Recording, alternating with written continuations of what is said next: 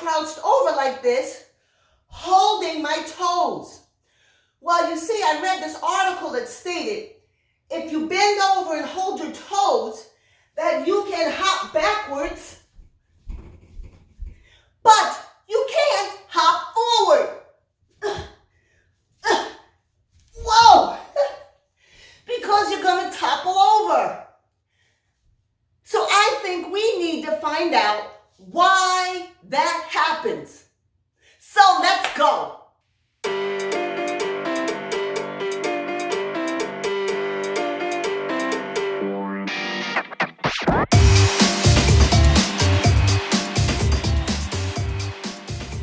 Hi everyone, it's Dr. D. Today's topic is balancing, or using the science word, center of gravity. Every object has a center of gravity, and that point is the point where all of the forces are balanced. The weight is balanced on all sides, like the spoon here. So as you can see, the spoon is balanced, and it is balanced right at its point. This point right here is called its center of balance, and even if it moves like now, it stays balanced. But if I were to add marshmallows, then it falls because I added weight, and weight changes its center of gravity. So now we have to find the spoon's new center of gravity using the added weight. You're going to want to remember that. Weight changes the location of the center of gravity. We are going to add the marshmallow and try to find its new center of gravity. And its new center of gravity will be closer to the side of the weight. There it is. And if you notice, the center of gravity before was a little further down. Because of the weight, the center of gravity has now moved closer to the weight. So what we have done is we have changed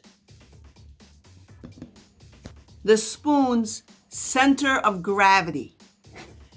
Okay, now for the next activity, you're going to need a few items. You're going to need a potato, 2 forks, a toothpick, and an adult.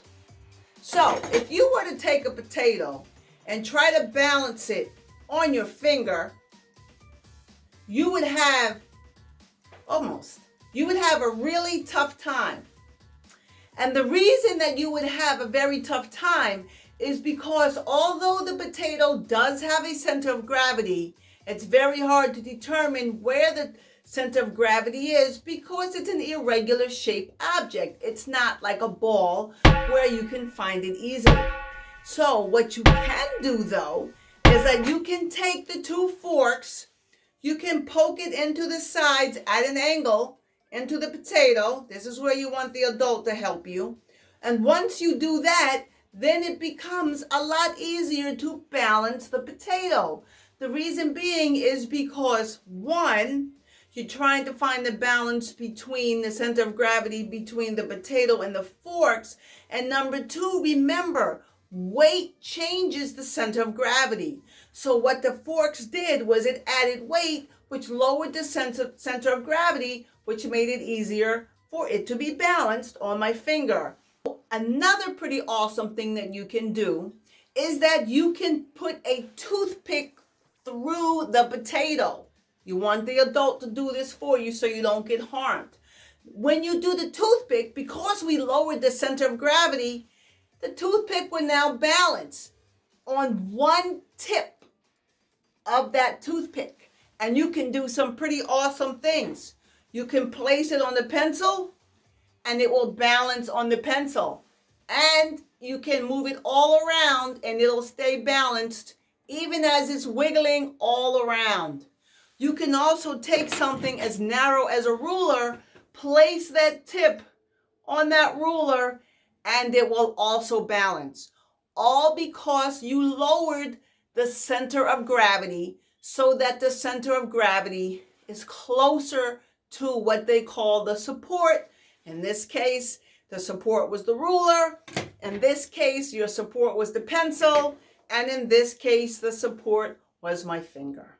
Now, you can also create another awesome toy like this one, another balancing toy, and all you need is a popsicle stick, wire, and then you need to add some weight to each side so that we balance it like we did the forks.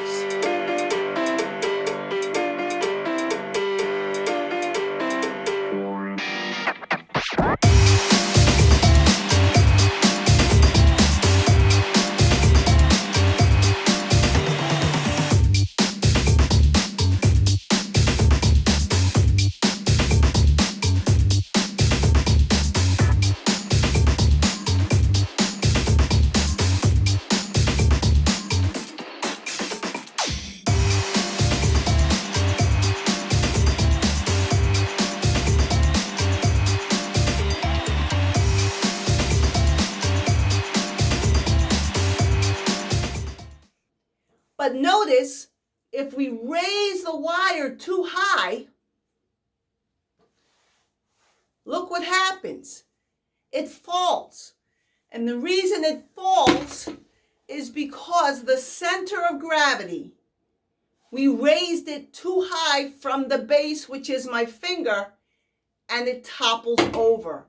When the center of gravity is higher than the base, too high from the base, it will fall. When the center of gravity is lower to the base, it will balance. Happy sciencing!